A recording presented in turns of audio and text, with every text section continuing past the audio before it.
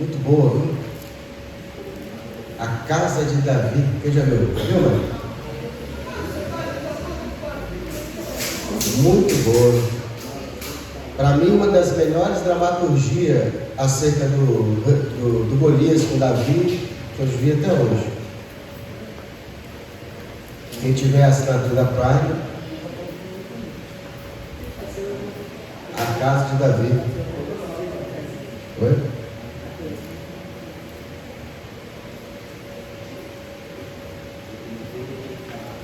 Primeira carta aos Coríntios, segunda, né?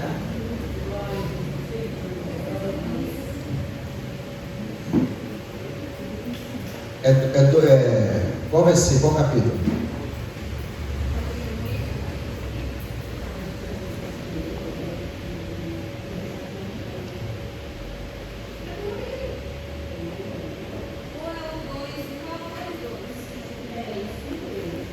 Já?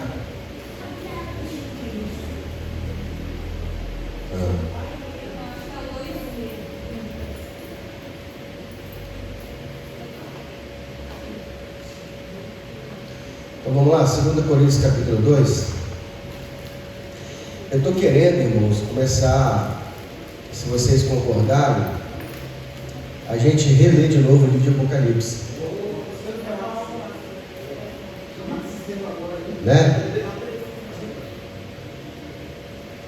Se vocês concordarem, a gente já dá uma pausa aqui nos Coríntios, né? E vamos começar a abrir esses selos aí das cartas. Então abra sua Bíblia em Apocalipse capítulo 1. Ai, pastor, não abre não, que eu tenho medo de Apocalipse.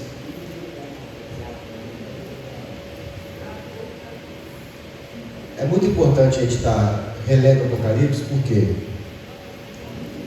tem que estar preparado para o que há de vir, né?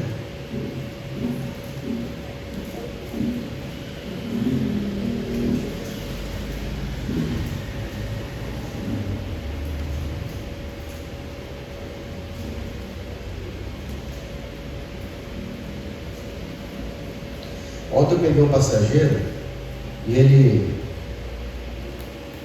eu estava ouvindo a mensagem na mídia do carro, e ele ali acompanhando, né, a mensagem do pastor. Eu boto de propósito, não? Já viu como é que o pescador bota uma minhocazinha na vara ali? Às vezes eu boto um louvor, aí eu boto uma pregação. É isso, querido. Aí ele estava prestando atenção, daqui a pouco ele me fez eu daguei assim, acho que eu falei isso aqui, tudo intencional, né? E aí ele comentou, eu estava ali observando a mensagem que ele falou e tal, ele foi indagou, aí ele fez uma pergunta, né? Aí eu já logo aproveitei ali, já dei logo uma agarrada ali, já logo passei uma instrução para ele, aí ele me fez uma pergunta muito poderosa: o que eu preciso fazer para me batizar? Eu falei assim: você precisa querer. Eu falei com ele: só isso? Mas é assim, você precisa querer batizar, não precisa parar de fumar, não precisa parar de usar droga, não precisa não, Felipe. Com o tempo essas coisas vão acontecendo. E aí ali a gente fui abrindo ali as escrituras para ele, e aí ele pegou e falou bem assim: poxa, o senhor é pastor? Tem que falar que ele perguntou, tem que falar que é, né? É tão gostoso quando você não fala nada e fica aqui só no versículo, né? Por quê? Porque quando você fala que é, aí a pessoa já ou ela se arma, ou ela, né, se desarma, então. Mas aí eu falei: você perguntou, eu tenho que responder. Eu falei: sou pastor sim. E aí ele indagou algumas coisas, ele falou assim: poxa, eu vi que ele estava com sede, sabe? Aí eu falei: cara, a sua igreja onde? Eu falei: ela é longe, é lá em Carapina, lá em Serra Dourada. Eu falei: não, mas é longe. Eu falei: mas por que? Você está querendo participar? Você está querendo? Eu vou na sua casa. Eu te discipulo pelo telefone, falei com ele. E se você sentir vontade de caminhar comigo, aí você tem que ir para a serra.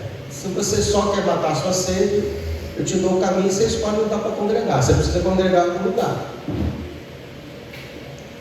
Aí peguei o telefone dele ontem, trocamos o telefone. Aí ele falou assim: poxa, que bom, tá vendo? Você se propôs exposição. Eu peguei o telefone do pastor, ele me ligou mais. Aí no finalzinho do culto eu vou mandar um alô para ele, né? Ele falou: poxa, os dias de culto na sua igreja, eu estou trabalhando à noite, ele é pizzaiolo. Eu falei bem assim: se acomoda não.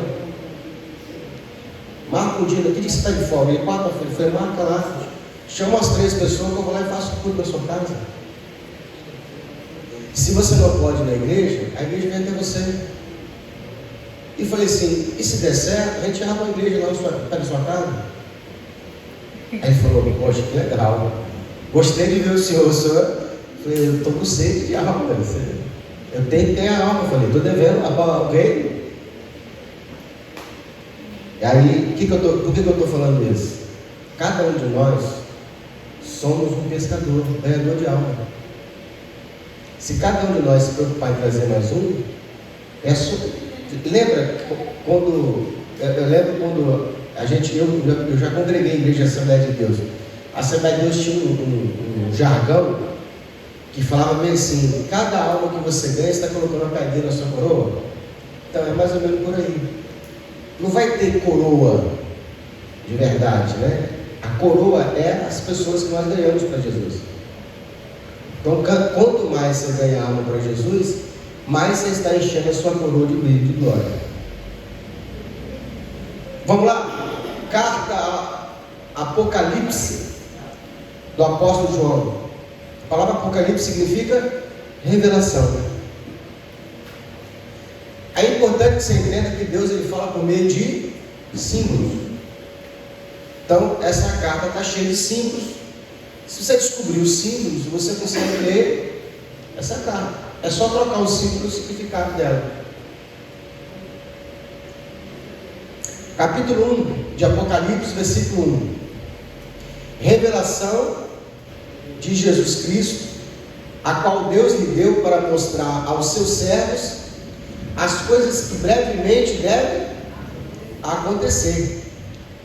Pelo seu anjo as enviou e as notificou a João, seu servo.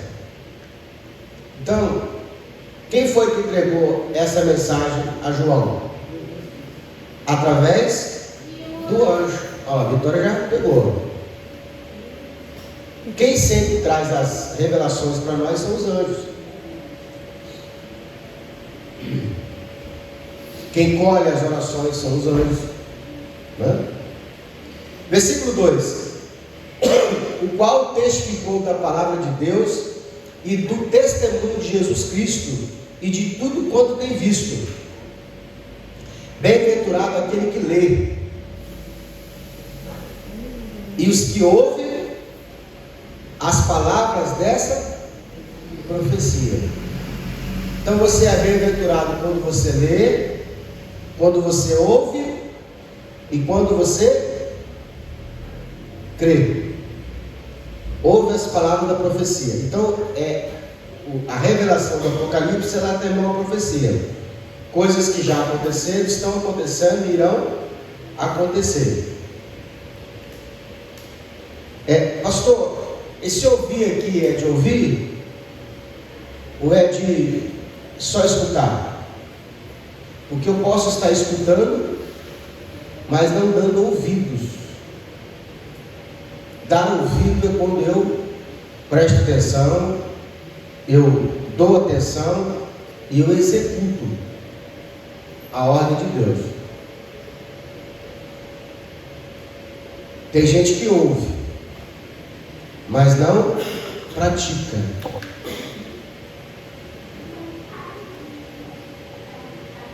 Bem-aventurado aquele que lê, os que ouvem a palavra desta profecia e guardam as coisas que nela estão escritas, porque o tempo está. Como é que eu guardo? Boto na gaveta? Deixo lá na escrivaninha? Abro lá em cima do móvel, lá no Salmo 91? os mosquitos cagar em cima. Aonde que eu guardo? No meu coração. Tem uma cena do filme lá, o profeta Samuel ele vai na casa de Jessé para escolher o rei. Ele não sabe quem é o rei, ele só sabe a hora que Deus revelar para ele. Então ele vai lá e Jessé coloca os 6 filhos diante dele. Eu achei muito bonita a forma com que fizeram a dramaturgia. Eu vou pregar sobre isso, tá? Que ele olha, ele, né, vê com os olhos, e aí na cena ele vai lá e coloca a mão no coração. Primeiro ele vê o primeiro, ele abre, está aqui diante de mim, dos meus olhos, com certeza o rei de Israel. Quando ele coloca a mão no coração, ele fala assim: mas por que está com medo?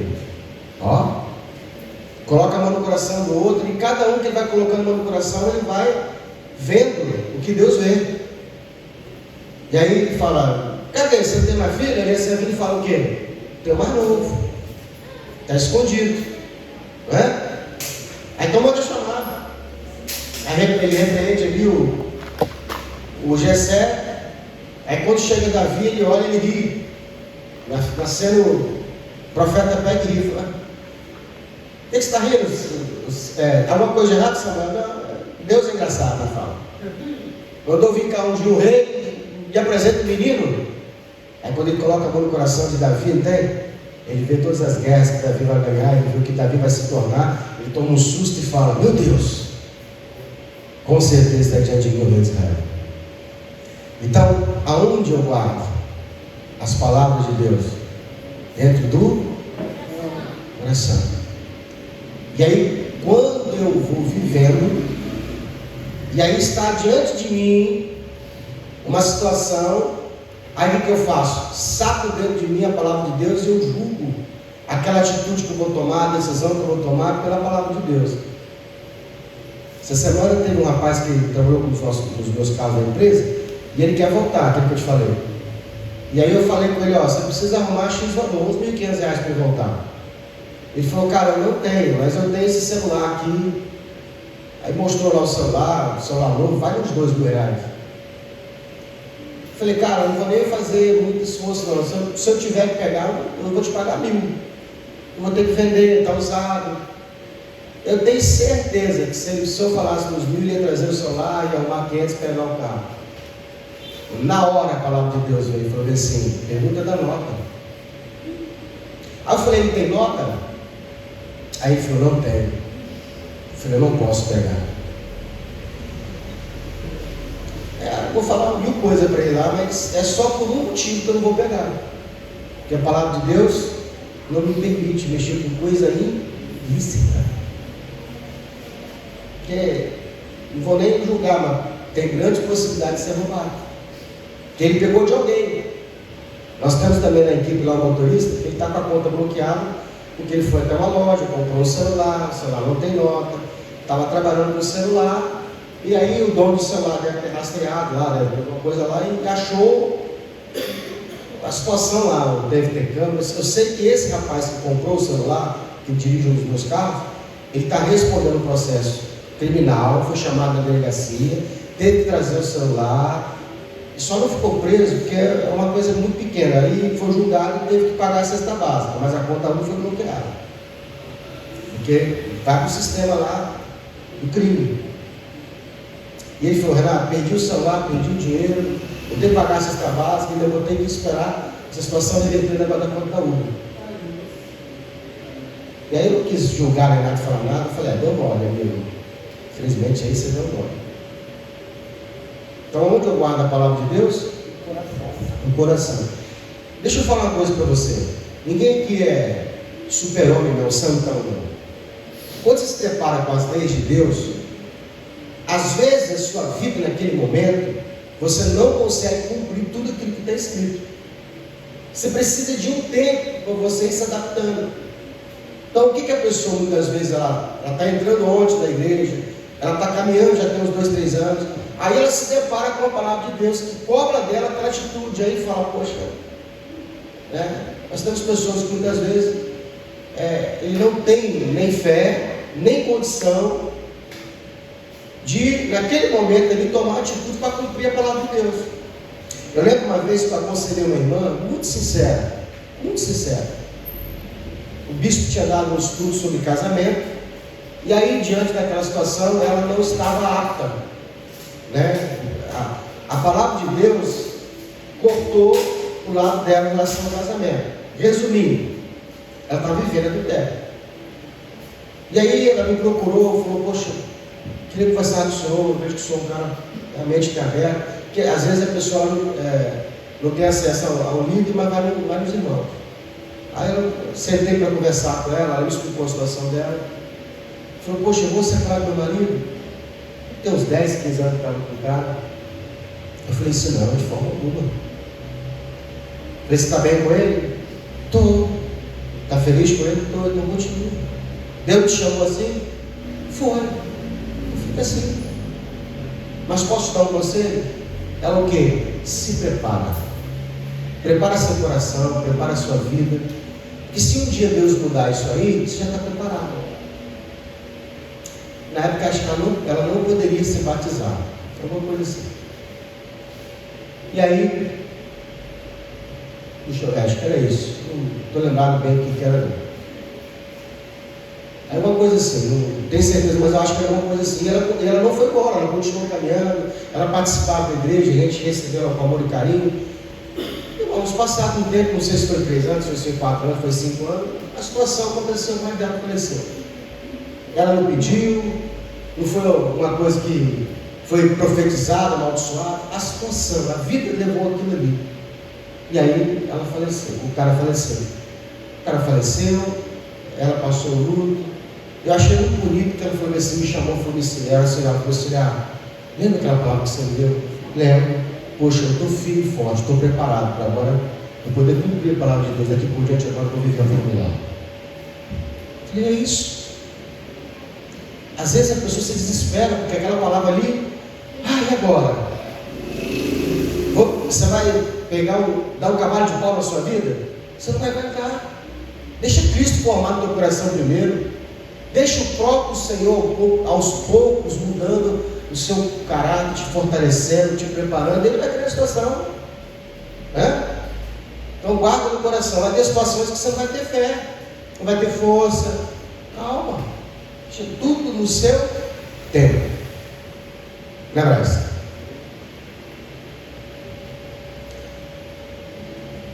Versículo 4. João, as 7 igrejas que estão na Ásia, graça e paz seja convosco da parte daquele que é, que era e que há de vir, passado, presente, futuro. Deixa eu dar um código para você que eu até parei de dar esses códigos, né? Toda a escritura, toda a doutrina bíblica, ela é tripartida. Ela é trinitariana. A doutrina de Deus, ela é porque é a assinatura de Deus. Então, quando você vai ler a Bíblia, você vai ver que a doutrina, ela é tripartida. Pastor, como assim tripartida? É a assinatura de Deus. Então, no mundo, muitas das coisas que Deus faz, elas são tripartidas. Corpo, alma e espírito. Quantos céus nós temos? 3. O céu aurânio, o mesorânio e o eporânio. A terra também é 3. Né? Nós temos 3 batismos. Batismo no corpo, que é nas águas, batismo com o Espírito Santo e batismo com fogo. São 3 que testificam na terra: o Filho, a Palavra e o Espírito. Então a gente vai vendo, né? São 3 ofertas de intenção: holocausto, manjares e sacrifício. Então 3 tempos: passado, presente, futuro. A água também é sólido, líquido, gasoso. A molécula divide em 3, né? Próton, elétron e nêutron. Então a música também, se não me engano, são 3: harmonia, ritmo e melodia. Profundidade, altura e largura. Então a gente vai vendo essa tripartida, né? Então aqui, sempre você vai ver essa assinatura, né? Esse código de Deus. João às 7 igrejas que estão na Ásia, graça e paz seja convosco daquele que é, aquele que era e aquele que há de vir, passado, presente e futuro. E da dos 7 espíritos que estão diante do seu trono. Esses 7 espíritos não é porque são 7 espíritos, é um espírito que ele se manifesta em 7 facetas. O candelabro, lembra do candelabro? Quem já viu falar do candelabro? Bota para nós aí, o candelabro, procura aí. Lá em Israel tem um candelabro já pronto de ouro maciço, todo ele de ouro, é uma peça inteira. Esse candelabro ele tem 66 partes, tem o tronco com 12, cada lado tem 27, né? E ele tem 7, são 7 pontas de chama. Não é 7 velas não, tá, irmão? Porque o candelabro ele não era vela, ele era com óleo. Esse óleo tinha um fogo. E ele era aceso de manhã e apagado à noite, né? Então, o ministro que estava ali no templo, ele fazia esse trabalho de estar cuidando dos utensílios.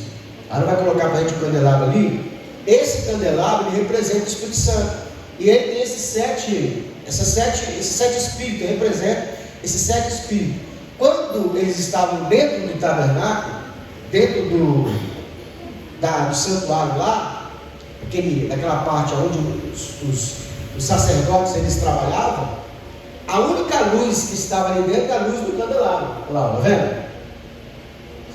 O original, ele tem no meio, tem 12 gominhos aqui, ó, esses 12 partezinhas, tá vendo?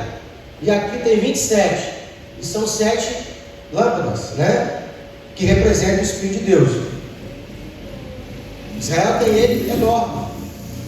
Já o pronto que vai ser usado no templo lá. Fica lá, acho que se não me engano, na praça principal, ele fica de ouro mesmo, maciço. E ele está no vidro lá. Por que ninguém rouba, né? Por que o cara não vai lá pegar e botar nas costas para levar, botar no caminhão, né? Se fosse no Brasil, levava, né? Mas por que lá não bota a mão? Ué? E as armas também que lá tem, né? Botou a mão lá e te acha, né? Só no Brasil, né? Deixa passar batido. Então, cadê? Colocou? Achou aí isso aí mesmo, né? Ou não? Você quer achar o original? Você coloca aí pra gente. Mas ele representa também a palavra de Deus. Então vamos lá. Os 7 espíritos que estão diante do trono de Deus.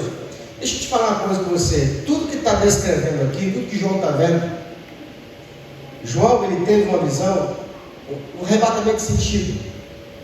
Talvez você fale que é sonho. Não sei se você já teve aquele sonho lúcido, que era tão real que você acordou e falou, nossa, parece que você viveu aquilo, de tão real que era.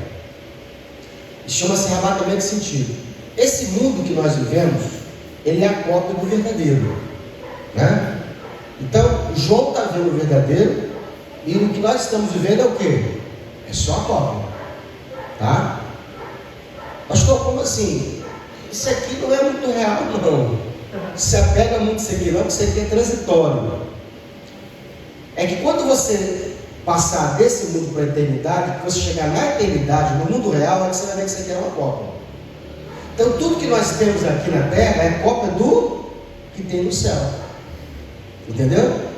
Nada o homem cria, tudo foi revelado.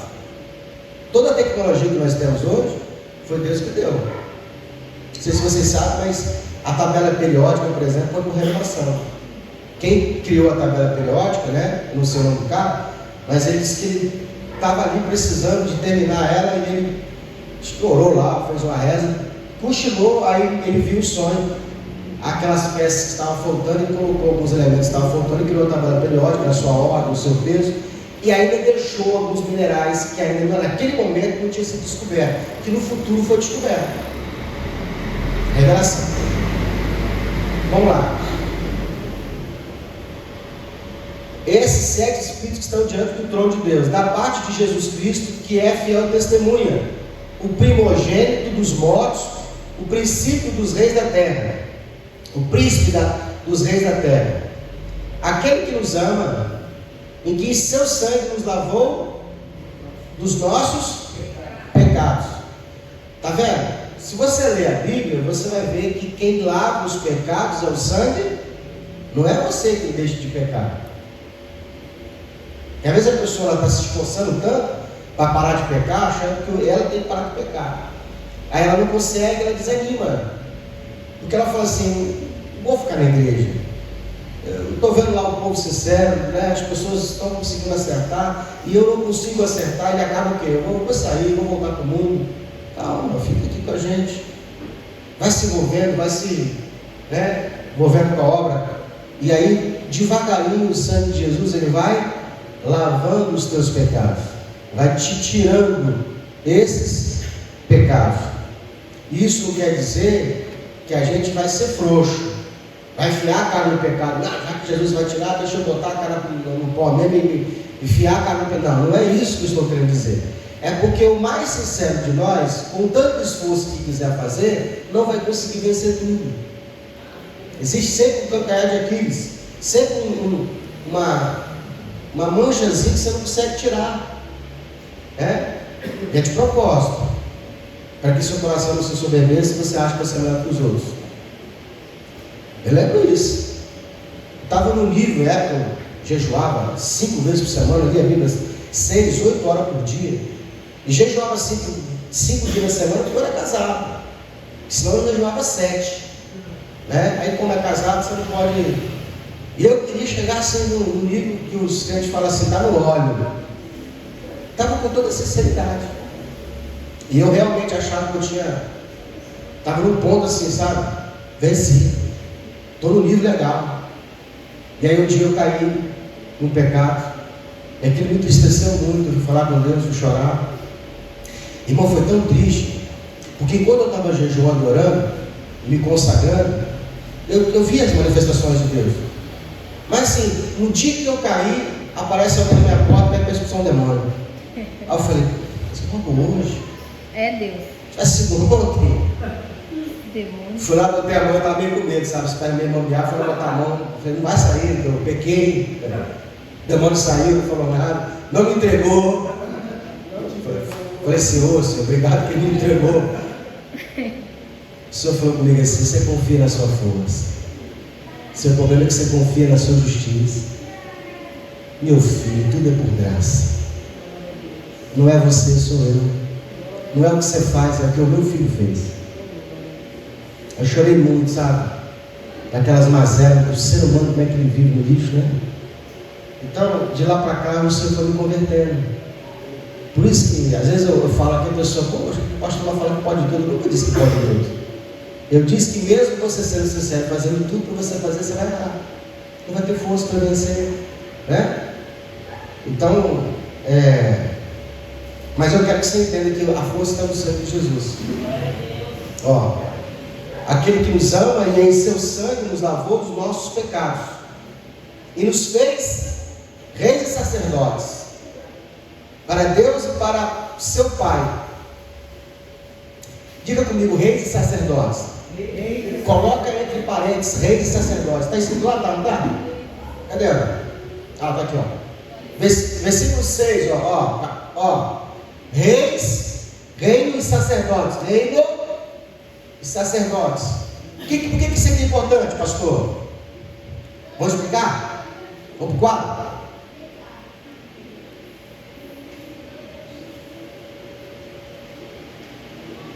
Vitória, eu vou pagar aqui um pouquinho, hein?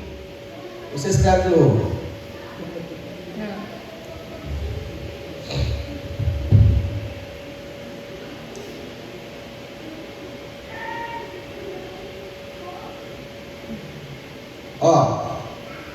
Aqui é o planeta Terra, certo? Aqui é a Nova Jerusalém.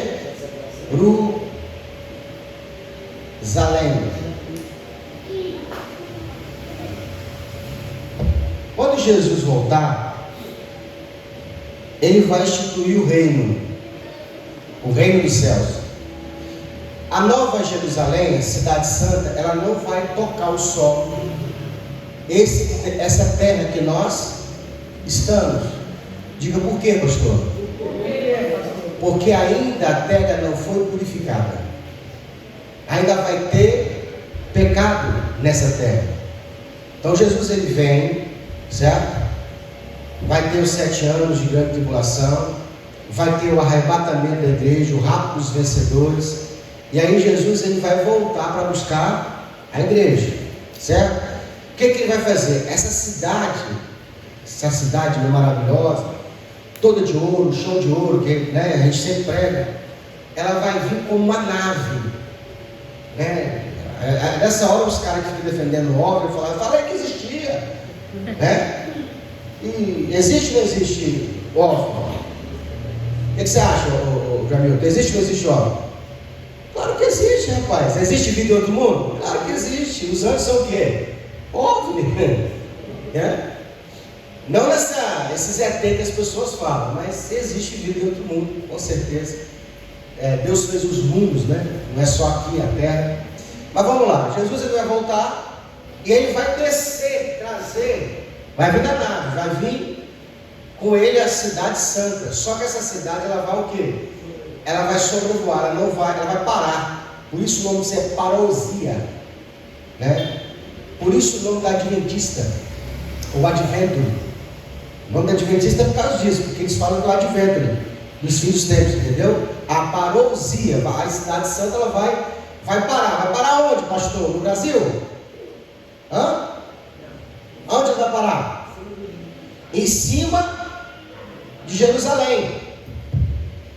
A Jerusalém, ela fica aqui. Se você pegar o mapa lá, ela está onde? No centro do mundo. Ela é o pico das nações. Por isso Jerusalém ela deveria ter pegado a identidade dela. Ela é o altar de Deus. Por isso Deus escolheu Jerusalém, porque ela está no meio de toda a terra. Irmão, todos os países eles querem Jerusalém por causa da localização geográfica dela. É uma cidade que é um país pequeno, não é muito grande. Então essa cidade santa, ela vai sobrevoar a terra, certo? E vai ficar aqui, ó. Eu desenhei fora aqui, vou colocar no meio, tá?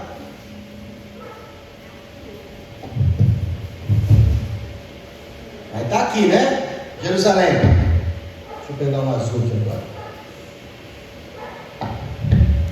O sol, ele vai ser aniquilado, ele vai ficar escuro. Diga por quê? Porque a cidade, ela vai ser o sol. A luz dela é que vai clarear. E ela vai clarear onde?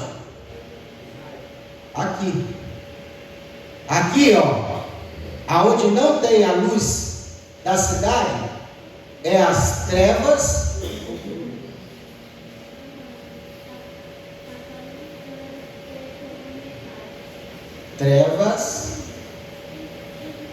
exteriores.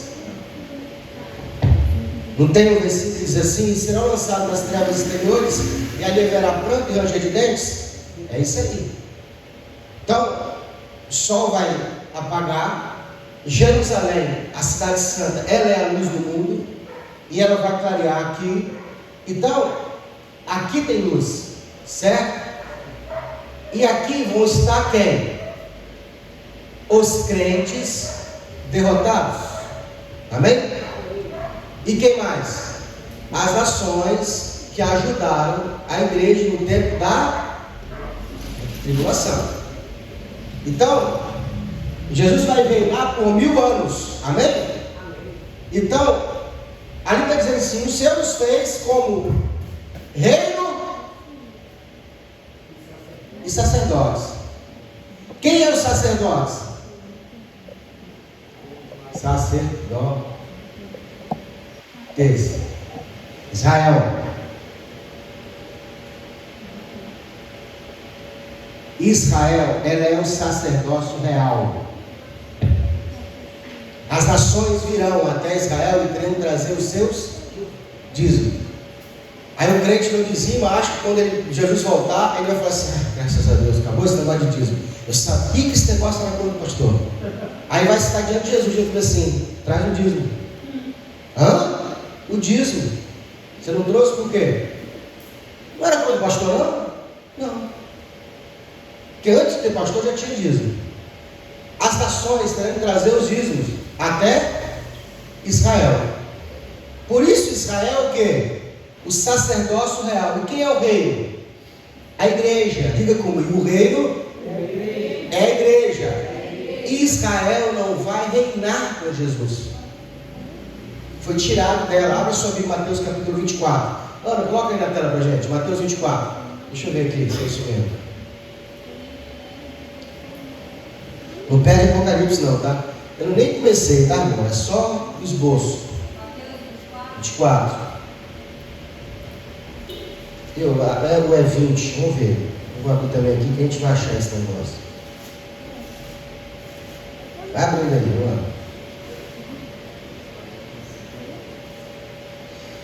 O reino do céu será tirado, deixa eu ver.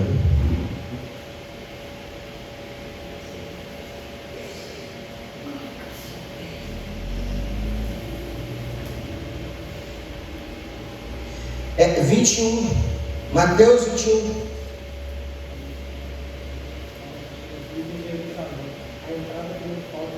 Mateus 21, 33, tá? 21, 33.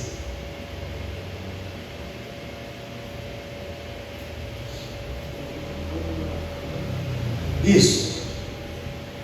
Olha para lá. Atentai na outra parábola. Havia um homem, dono de casa, que plantou uma vinha, Israel. Cercou-a de uma cerca viva. Segue é cerca viva. Eu lembro quando Jó foi tentado, e o diabo vai até Deus para tentar Jó. Ele fala isso aqui, ó: o Senhor tem cercado de uma segue. O que é isso? O Senhor encheu ele de tanto patrimônio, porque qual era a forma com que Jó sacrificava a Deus? Através do rebanho, através dos gados. Qual era a forma que eles ofertavam, né? Vou sacrificar o Senhor, eu vou oferecer um sacrifício, uma oferta. O que Jó fazia? Pegava um cabrito, pegava um boi e fazia o quê? Matava, não era assim? Esse sacrifício protegia Jó do diabo não tocar nele. O seu dízimo, a sua oferta, protege você do quê? Do diabo te tocar. Pega lá, Malaquias, que você vai ver. Trazei todos os dízimos e tesouros à casa do tesouro e fazer prova de mim, se eu não vos repreender o devorador, né? E assim vai. Então essa cerca ali é a cerca viva, né? Cercou de uma vinha, cercou de uma cerca, construiu nela um lagar, edificou uma torre, arredou-a para os lavradores. O que Jesus está explicando? A vinha é Israel. Os líderes são o quê? Quem arredou. É tipo a igreja. A igreja não é do pastor. Eu sou o quê? O que toma conta. De quem é a igreja? Do Senhor. Nenhum pastor, nem na Bíblia, nem pastor de ovelha, o dono da ovelha não tomava conta do rebanho. Entenda uma coisa: nenhum dono de rebanho, mesmo, estou falando de animal, ele não tomava conta do rebanho. Fazia o quê? Contratava um pastor, para o pastor apacentar as ovelhas. De quem é a ovelha? Do dono. O pastor faz o quê? Toma conta. Lembra de Jacó? Tomava conta das ovelhas de Labão, seu sogro, e ele tinha que prestar conta. Mesma coisa. Então, quando Jesus diz assim: eu vos darei pastores, ele está falando isso. Eu sou o dono do rebanho. Eu vou colocar o pastor para tomar conta. Então o pastor não é dono do rebanho. E eu nem me sinto dono. Eu só faço aquilo que Deus manda. Estou indo embora, pastor. Tem certeza? Eu vou falar com o dono lá que você está indo embora. Vou botar lá abaixo que você prestou conta lá. Porque às vezes a pessoa acha que a gente é dono. Não somos. Aí o que mais que acontece? Esses lavradores, eles tomam conta da vinha. Eles olharam assim: rapaz, nossa, aqui dá para ser meu. Então eles fazem o quê? Joga o dono de lado e rouba. Toma conta. Tem pastores fazendo isso. Tem pastor que começou tomando conta das ovelhas do Senhor. Quando ele viu o lucro, que ele fez? Tira Jesus de cena e ele passa a ser o dono. Como é que eu sei que o cara tomou conta? É quando o nome dele, a imagem dele aparece mais que Jesus. Vai botar um cartaz e bota a foto dele do lado. Não entendi. A igreja do pastor Renato, cadê a foto? Não, para quê? É do Senhor. Às vezes não tem foto, mas a igreja você sabe que tem um líder. E o líder é o dono. Né? Estão entendendo, né? Quem é o centro da igreja? Jesus. Não pode ser pastor. O que a gente ensina aqui? Qual é a nossa cultura? Que a igreja ela tem que continuar trabalhando, funcionando, mesmo na ausência do pastor. Eu não centralizo a igreja em mim. Eu coloco o braço, eu coloco o marco, eu coloco um, coloco o outro, eu vou só distribuindo funções. Por quê? O pastor não vem, a igreja continua do jeito. Ah, não tem culto hoje não, o pastor não prega nada, não, o pastor não gosta da pregação no mar. Está centralizando a igreja do pastor. E aqui não pode isso. Entendeu? Porque ela não é minha. Eu só faço parte também dela. Eu já falei com o Senhor, levanta outro, bota lá que eu vou embora. Até arrumei uma missionária para vir para tomar conta aqui, mas ela deu para trás e o Senhor falou assim: fala aí que ela vai ficar. Queria que ela desse certo para ficar aqui, eu meteu o pé, né? A gente fica fazendo essas coisas com Deus. Vamos lá. Construiu a lagarde, ficou uma torre, andou aos lavradores, depois se ausentou do país. Ao tempo da colheita, enviou seus servos lavradores para receber os frutos que lhe tocavam. Quais são os frutos? A oferta, o dízimo, se mexer no templo. Quais são os frutos que Deus vai colher? Nas almas, as almas, mas nas almas, a construção de caráter. A cada certo tempo, espiritualmente falando, Deus desce e visita a igreja. E ele chega e fala assim: deixa eu ver como é que está a igreja. Deixa eu ver o braço. Puxa como é que é aquela fita da costureira? Fita métrica, né? Ou então um cano, né? Você vai comprar pano, o cara vem com aquele cano, né? Mas ele puxa aqui também. Deixa eu ver se ele cresceu. Ele não está olhando o tamanho físico dele, nem o quanto ele ganhou de dinheiro. Está vendo o quê? O quanto ele mudou de caráter. Quando você pega o livro de Jó, você vai ver Deus falando de Jó. No começo do livro fala bem assim: era Jó, um homem muito rico, dono disso, dono daquilo, conta bancária. Vai falando os bens de Jó. Mas quando o Senhor vai falar de Jó, ele não fala do dinheiro, não fala do animal, não fala do carro, não fala do palácio. O que Deus fala? Você viu meu servo Jó? Homem reto, justo, temente a Deus, se desvia do mal, caráter. É isso que é o fruto. Tem gente que confunde fruto com dom. Prega bem, fala em língua, é louvorista, toca bem, não ser dom. Você que deu foi Deus. Eu estou preocupado com isso não, estou preocupado com o quê? Será que mudou o caráter? Será que se converteu de verdade? Será que é sincero de coração? Então, qual é a função do pastor? A função do pastor: apacentar as ovelhas, plantar nela para que ela dê fruto. Deixa eu ver se o Marco melhorou. Está mais presente, está mais firme, deixa eu ver. Parou de mentir, parou de faltar culto. É isso que Deus quer. Agora é um homem sério, é um homem justo. Melhorou? A cada certo tempo o Senhor desce e ele faz o quê? Ele não está preocupado com o dinheiro que entrou, não está preocupado com o dinheiro que faltou, ele não está preocupado com isso. Está preocupado com o quê? Se a ovelha está bem cuidada. Deixa eu ver o Alan, deixa eu ver, está doente? Não, está bem alimentado, engordou. É assim que ele faz. Então, oi? Engordou.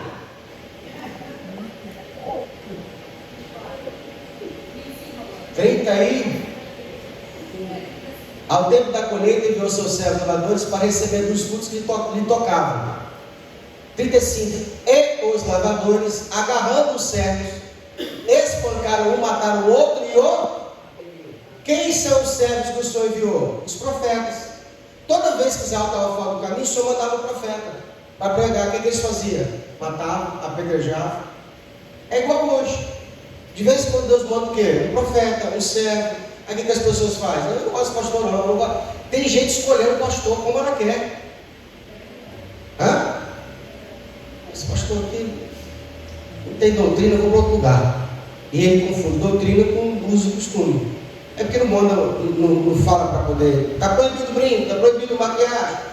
O que adianta? Isso não influencia em nada. Né? Ai, Deus.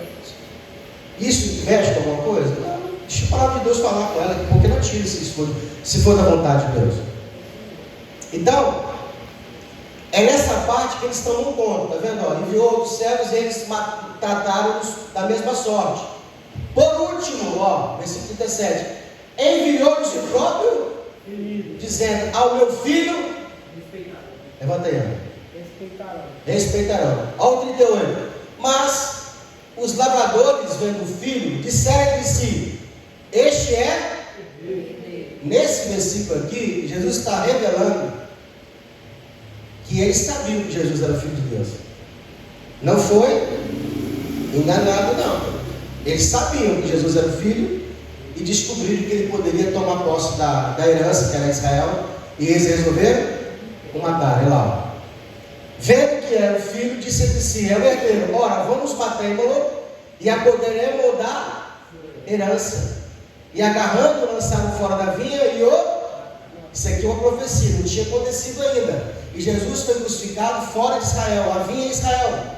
Pode pegar o texto que você vai ver que o Gólgota fica fora do terreno de Israel. E ele foi crucificado e matado lá.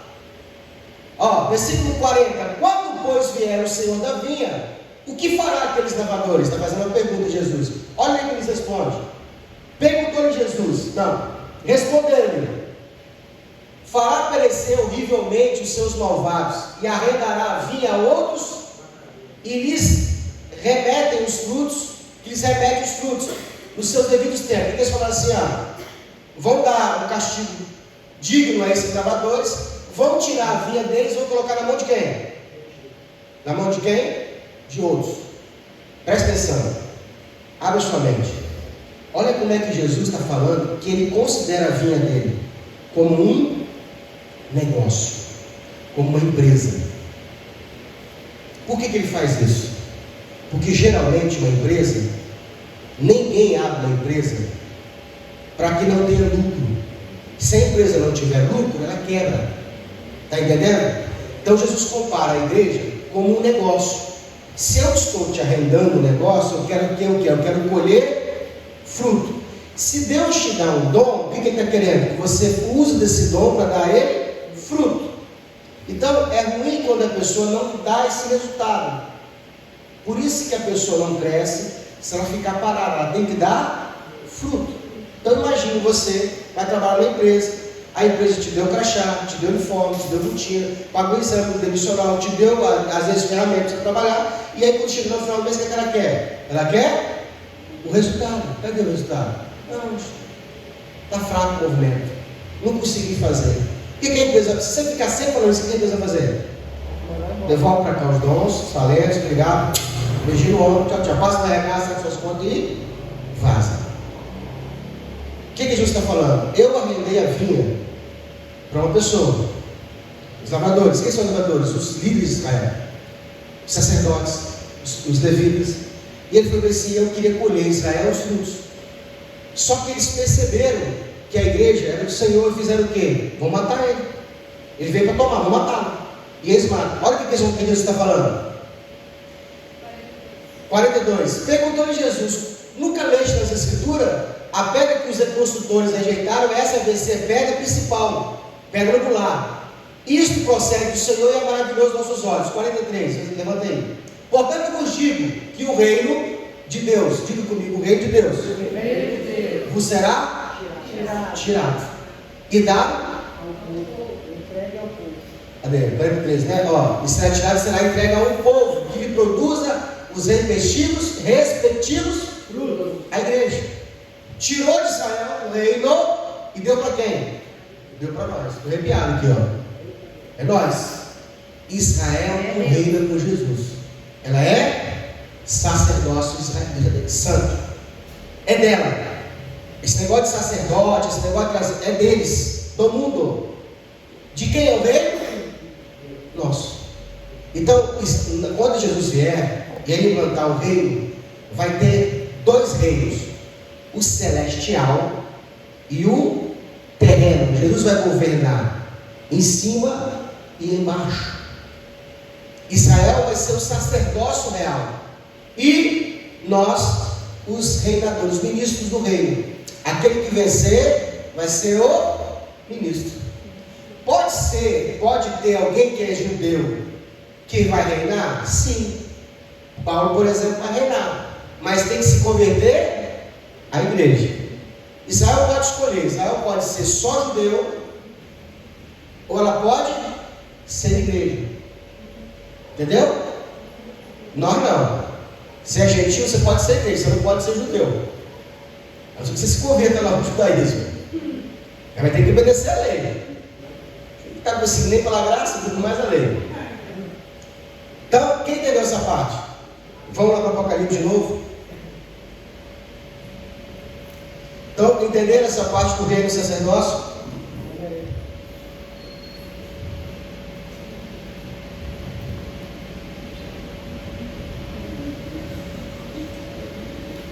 Cadê?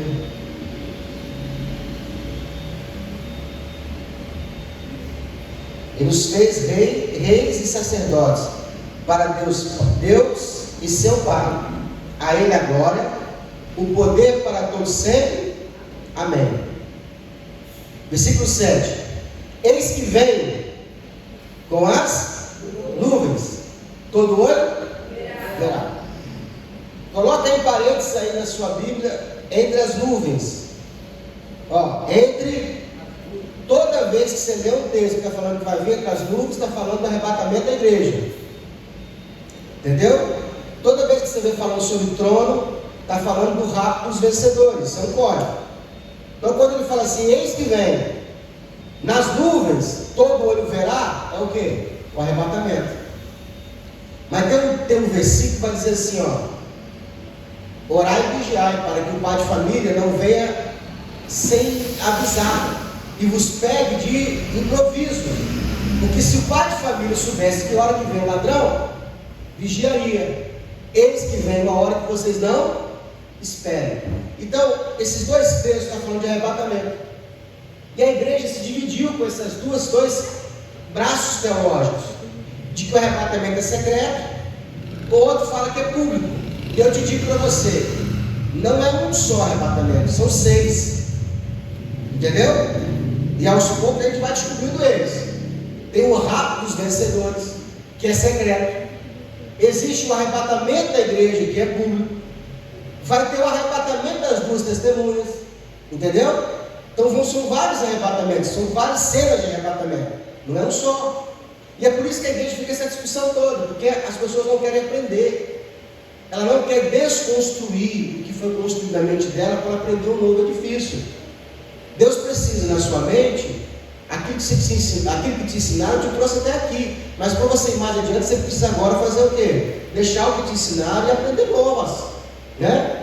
Tem gente que aprendeu e não quer mais aprender. Não, eu aprendi assim e assim acabou. Mas não vai ouvir de novo? Tem coisas que Deus te tratou enquanto você era menino. Quando você amadurece, muda. Quem aqui já jejuou para Deus abrir uma porta e Deus abriu? Manda a mão. Quem já chorou no monte ali de campanha para a porta e Deus abriu? Espaço todo mundo, irmão. Mas isso vai ficar assim para sempre? Não. Chegar uma hora que eu vou te colocar você numa prova, que você vai jejuar, vai chorar, vai ficar quase cedo e nada vai acontecer. Você fala assim, o que está acontecendo? As coisas que eu fazia não dá mais certo. Isso eu puxar sobre o nosso nível. Por quê? A criança, quando é criança, só o que ela sabe fazer é chorar. E qual é a criança que quando chora, o pai corre e não atende o choro? Né? Porque enquanto ela é indefesa, quando ela é menina, não sabe se defender, o choro é a comunicação entre o filho e o pai. Agora você imagina, sua filha de 19 anos, está chorando ainda por aquelas coisas. Você fala, vai trabalhar, vagabunda. Preguiçosa, levanta para trabalhar. Quer ver você fazer alguma coisa para você merecer. Não é assim? O que cresceu, muda estratégia. Não é?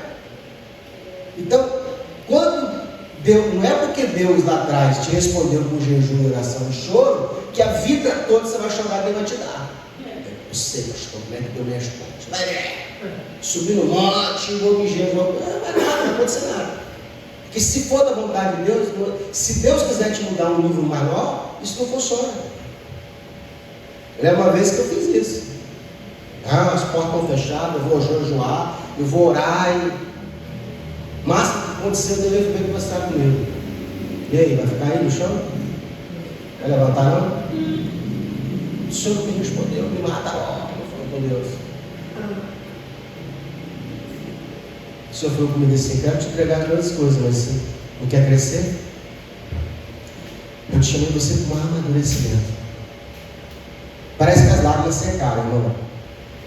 Eu vi cada coisa assim acontecendo na minha vida, que se fosse na época de menino, eu estaria chorando. Eu tinha vontade de chorar, eu falava com Deus assim, tenho vontade de chorar, mas não posso chorar.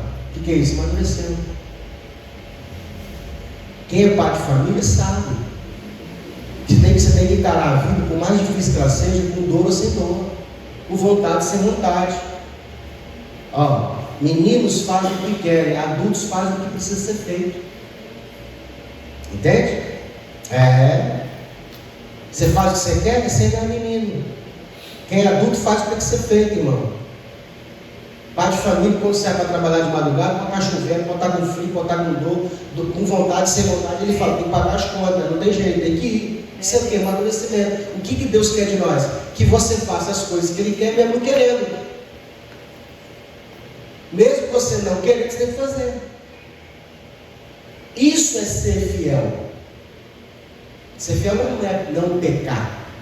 Eu sou fiel, não peco. Já pecou. O que não peca, já pecou.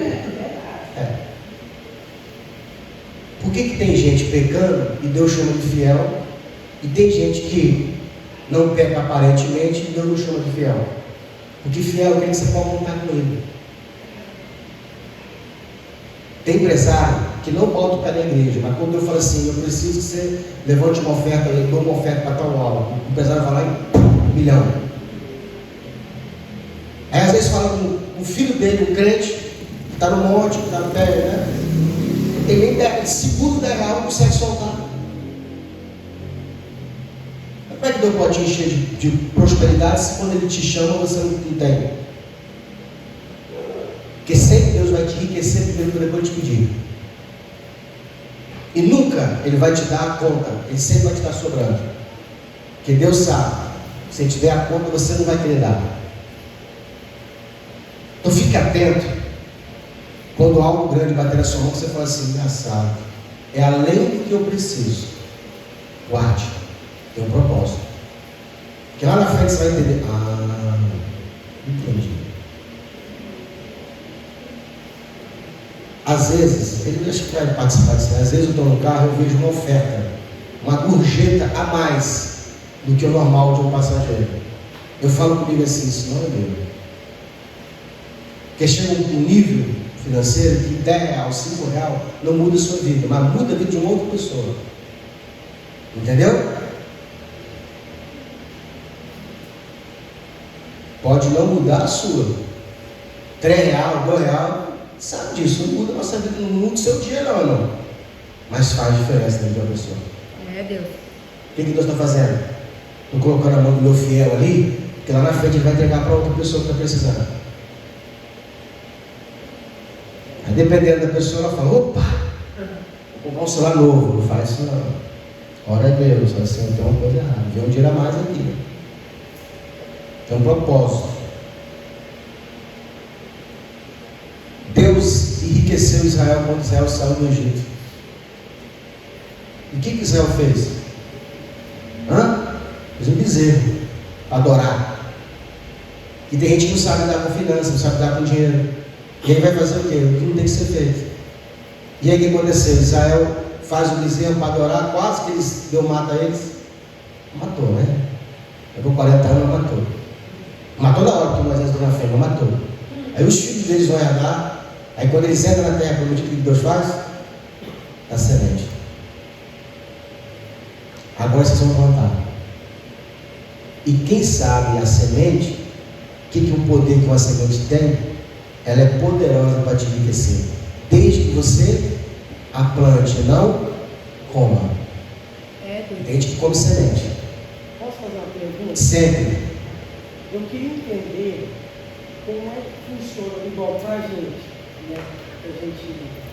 Como é que, a gente já conversou sobre isso, sobre o dízimo e sobre a oferta. E eu queria entender de novo, a gente já sentou lá na oficina conversando. E eu queria entender como é que funciona para a gente dizimar e para a gente ofertar, qual a diferença e como é que funciona. Tá, vamos lá. Você tem que separar que você é empreendedor. Sim. Certo? Sim. Então eu vou te falar os dois modelos, o empreendedor e o salariado. Vou responder a pergunta dele, viu, irmãos?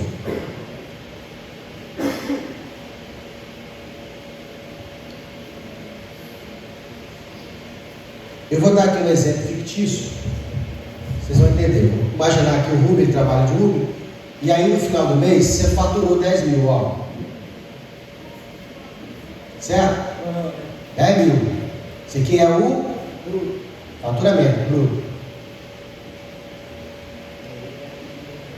Se ele dizimar disso aqui, vai quebrar.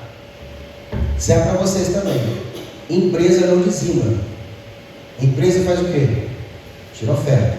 Tá? Mas vamos lá, empreendedor, empresário, o que ele tem que fazer? Ele chegou no final do mês, ele somou lá todas as corridas dele, pode ser venda, serve para tudo. Marco também é empreendedor.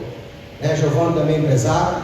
Empreendedor, o que é empreendedor? Pessoa que ela não vive de salário, ela tem várias entradas de recursos. E eu dou uma pausa aqui e te aconselho você a não viver só com uma fonte de renda. Tenha pelo menos 3. Pastor, como assim? Vendo uma Avon, vendo uma Natura, vendo uma Tapoé, venda alguma coisa. Trabalhe com venda. Ou então, se profissionalize, compre talento e você possa oferecer algum tipo de serviço.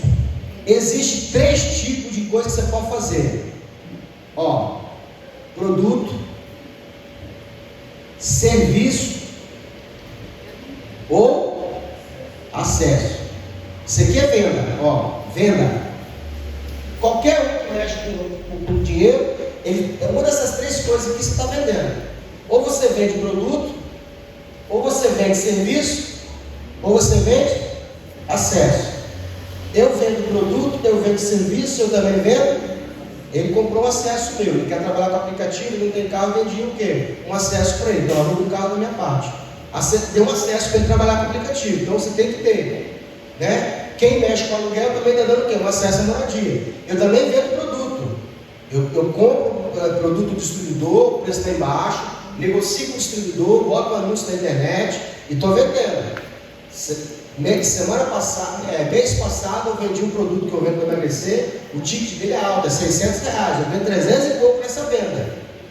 E não gasto quase nada, eu ganho 300 e poucos reais. Né?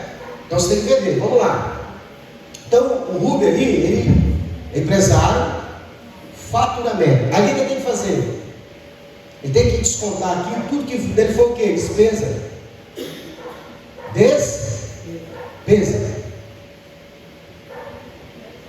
Aqui, gasolina, né? O aluguel,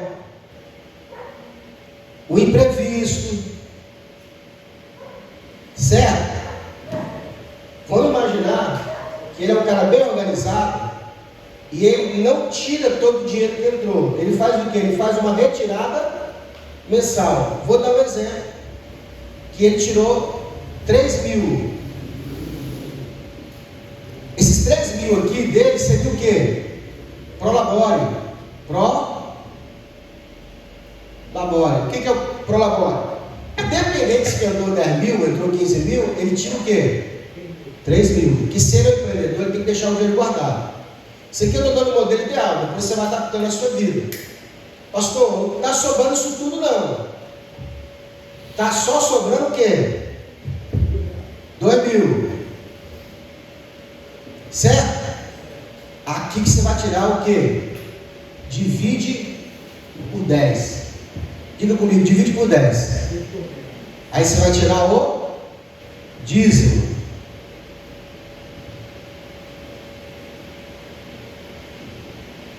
Isso aqui é o modelo normal. Agora existe um nível Haber. Diga comigo, nível? Hã? Haber. O que é o nível maior? Por quê? O dízimo, ele protege o teu patrimônio, mas ele não te enriquece. Diga comigo, o dízimo não enriquece. Só o que enriquece? A oferta. Se você tiver fé, se você tiver fé, antes de você tirar o dízimo, você vai fazer o quê? No faturamento, você vai tirar a oferta de primícia.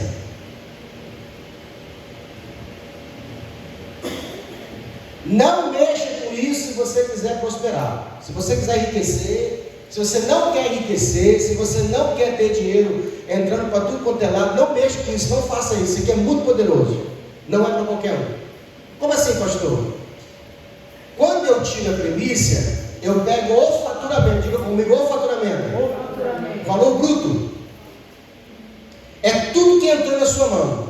Não desconta nada. Você tem que ter um controle violento disso. Principalmente quem é empreendedor, quem é vendedor.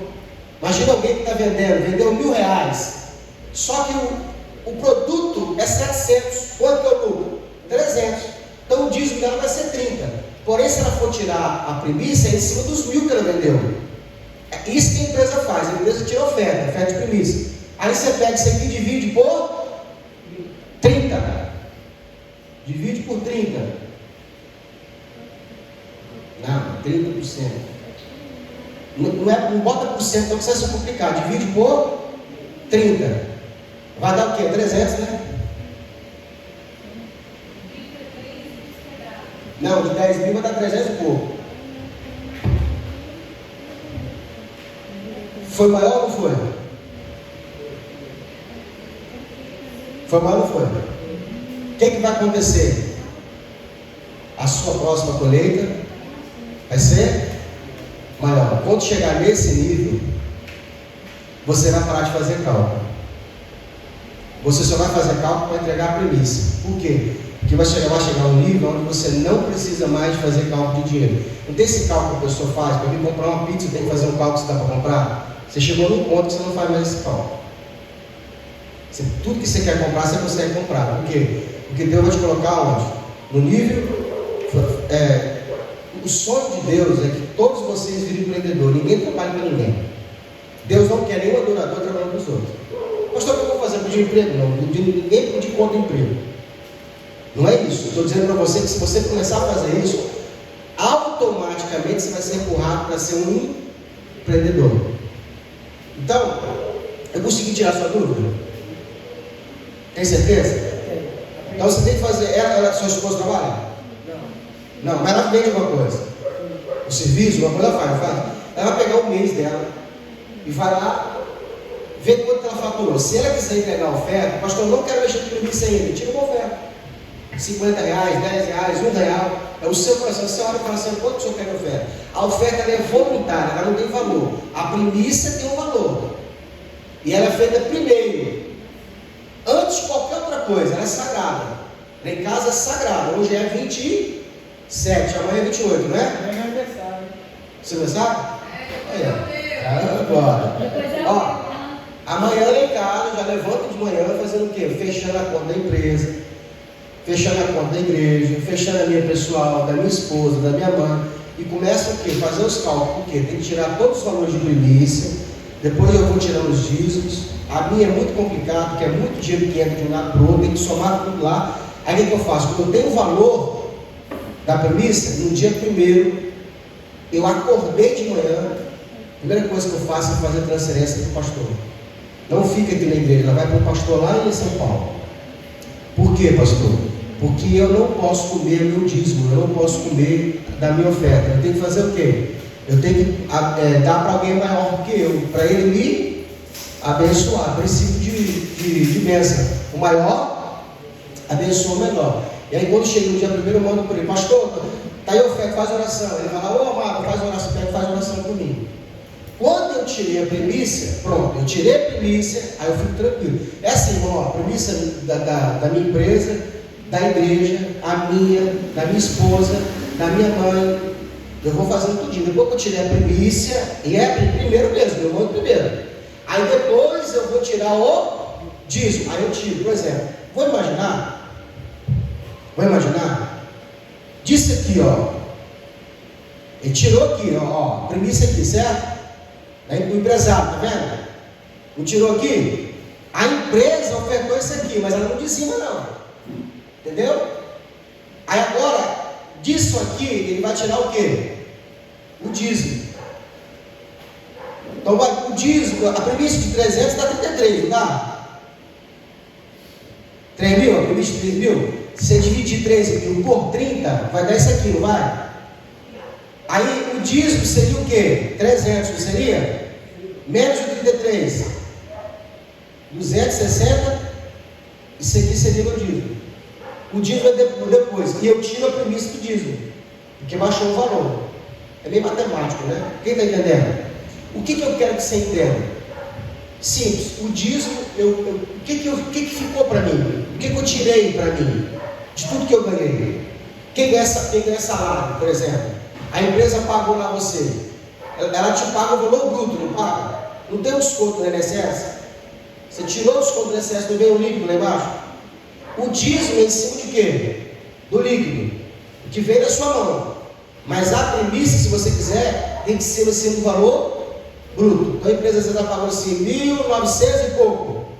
Descontou 300 reais, te entregou 1.600. Então na sua conta bancária quanto? 1.600. Dali você vai dividir por 10, vai dar 160. Pastor, eu quero primiciar, quero começar a fazer primícia. Você vai pegar o valor bruto do contra-cheque, vai deduzir, vai dividir por 30, vai pegar aquele valor, vai mandar primeiro, depois você vai tirar o dízimo. O que vai acontecer com a sua vida? Leva mais ou menos um ano. Deus vai começar a trabalhar na sua vida, no seu talento. Você é pedreiro? Vai começar a ter uma obra de pedreiro. Você mexe no pedreiro, porque você está mexendo com isso mais que você está mexendo. Eu, quando eu comecei, eu era motoboy. Ganhava 3 mil por mês, era 100 reais na premissa. Irmão, 100 reais eu vim com a dificuldade. Eu falava assim, que eu aprendi isso aqui com o pastor. Eu falei assim, pastor, se eu pegar essa premissa aqui e não der certo, eu vou te xingar.